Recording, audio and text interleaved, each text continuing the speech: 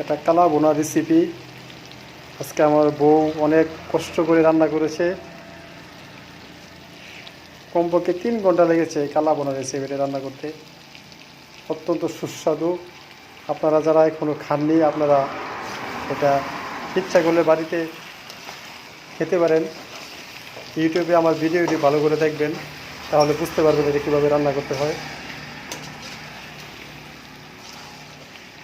এটা অত্যন্ত সুস্বাদু। দেখেন কীভাবে রান্না করা হচ্ছে।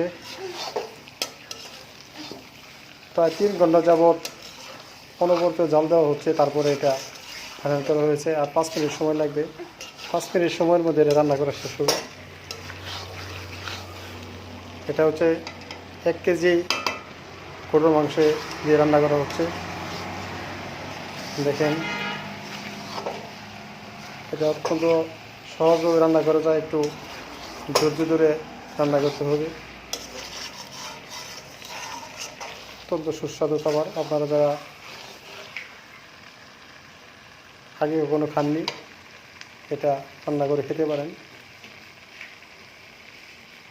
এরকম সুন্দর সুন্দর ভিডিও নিয়ে আবার আসবো। ধন্যবাদ সবাইকে।